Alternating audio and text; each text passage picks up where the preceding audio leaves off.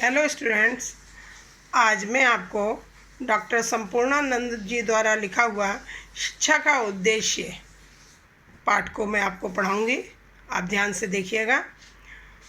पुरुषार्थ दार्शनिक विषय है, पर दर्शन का जीवन से घनिष्ठ संबंध है।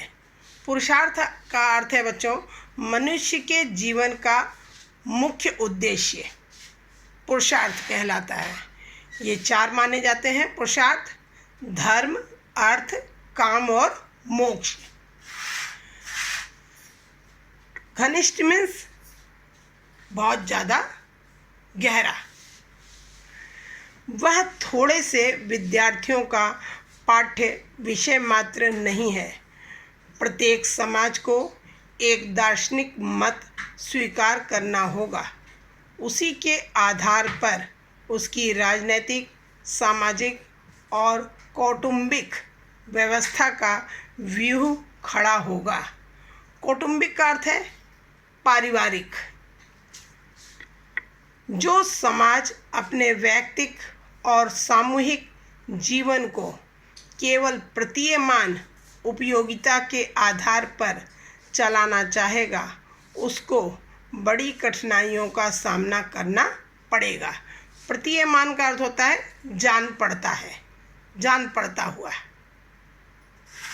एक विभाग के आदर्श दूसरे विभाग के आदर्श से टकराएंगे। अब आप क्वेश्चन आंसर देखिएगा। प्रस्तुत गद्यांश के पाठ तथा लेखक का नाम लिखिए। गद्यांश के पाठ का नाम क्या है? शिक्षा का उद्देश्य। और लेखक का नाम क्या है बच्चों? डॉक्टर संपूर्णानंद। और ये क्वेश्चन आपका इस तरह से भी आता है कि प्रस्तुत गद्यांश का संदर्भ, प्रस्तुत गद्यांश का संदर्भ लिखिए। तो संदर्भ लिखना भी आपको अच्छी तरह आता है। क्या लिखेंगे? प्रस्तुत गद्यांश हमारी पाठ्य पुस्तक गद्य गरिमा में संकलित तथा डॉक्टर संपूर्णानंद जी द्वारा लिखित शिक्षा का उद्देश्य शीर्षक निबंध से उद्धृत है। दूसरा प्रश्न है आपका, शिक्षा का उद्देश्य पूर्ण नहीं हो सकता, कैसे? स्पष्ट कीजिए। आंसर देखिए। केवल पाठ्य विषयों का निर्धारण कर लेने पर ही शिक्षा का उद्देश्य पूर्ण नहीं हो सकता। शिक्षा का उद्देश्य स्वतंत्र नहीं है, अर्थात किसी एक विषय को लेकर शिक्षा देने को सीमित नहीं किया जा सकता और न ही किसी एक बिंदु को लेकर शिक्षा के उद्देश्य का निर्धारण किया जा सकता है। तीसरा क्वेश्चन है, जीवन का उद्देश्य किससे संबंधित है? स्पष्ट कीजिए। जीवन का उद्देश्य पुरुषार्थ से संबंधित है। इसलिए मनुष्य को उस पुरुषार्थ अर्थात धर्म, अर्थ, काम और मोक्ष की सिद्धि के योग्य बनाना ही शिक्षा का उद्देश्य है। पुरुषार्थ की सफलता एवं पुरुषार्थ की सिद्धि प्राप्त कर लेने पर शिक्षा का उद्देश्य पूर्ण हो जाएगा। चौथा क्वेश्चन आपका, रेखांकित अंश की व्याख्या कीजिए। रेखांकित अंश जो समाज से लेकर आदर्श से टकराएंगे। देखिए आप, यदि समाज तात्कालीन व्यक्तिक एवं सामाजिक आवश्यकताओं को आधार मानते हुए चलाना चाहेगा, तो इसमें उसे बड़ी कठिनाई का सामना करना पड़ेगा। समाज के विभिन्न क्षेत्र एवं विभाग एक दूसरे से टकरा सकते हैं। उनके हित आपस में विरोधी हो सकते हैं।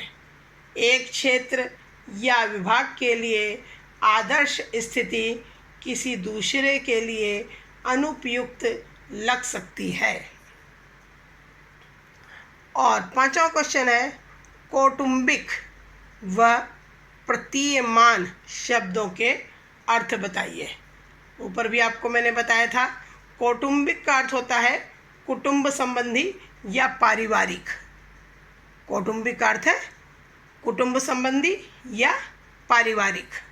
और प्रतीयमान का अर्थ होता है जो ध्यान या समझ में आता हो।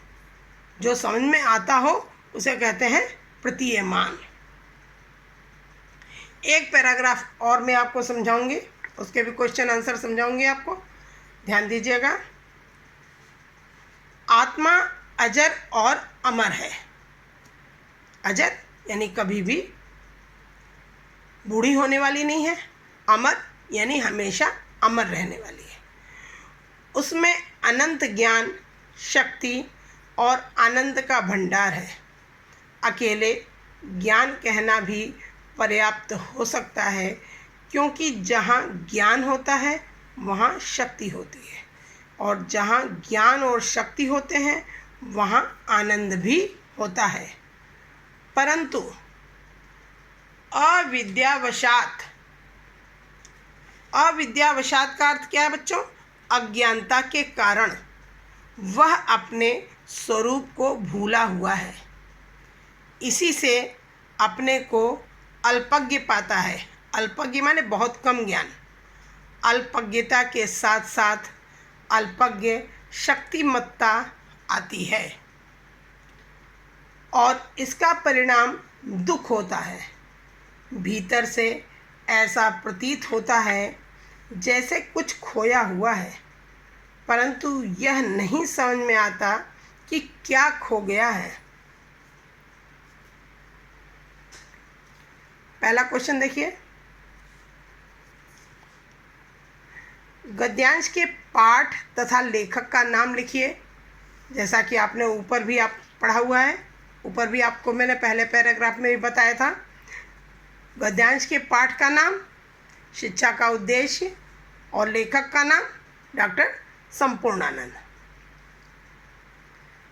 और दूसरा क्वेश्चन है आपका, आत्मा अजर और अमर है। इस पंक्ति का आशय स्पष्ट कीजिए।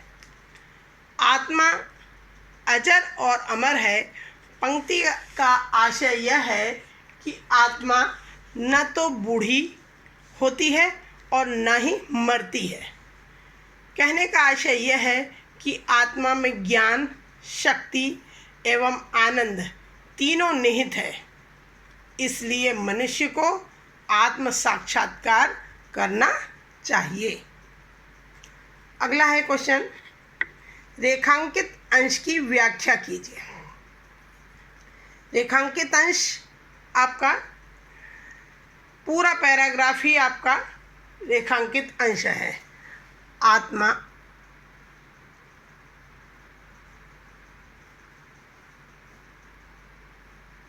अजर अमर है से लेकर पूरा ही पैराग्राफ आपका अंडरलाइन है बच्चों। पूरे पैराग्राफ की आपको व्याख्या करनी है।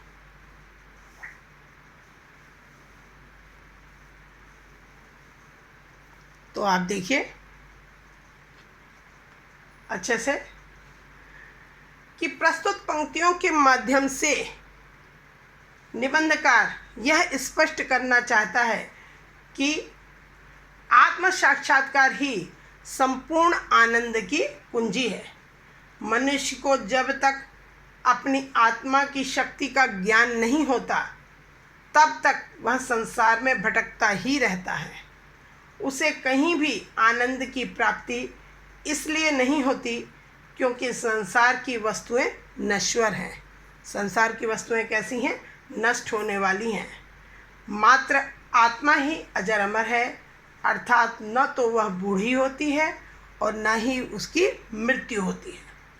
कहने का आशय यह है कि आत्मा में ज्ञान, शक्ति और आनंद तीनों निहित है। इसलिए मनुष्य को आत्म साक्षात्कार करना चाहिए।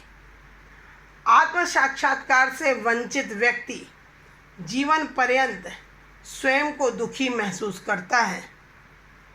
लेखक का मानना है कि जब तक मनुष्य में अज्ञान रहता है उसे स्वयं ही समझ में नहीं आता कि वह किस आनंद से वंचित है, उसे कौन सा आनंद प्राप्त नहीं हो रहा है, ऐसा उसे ज्ञान नहीं हो पाता है।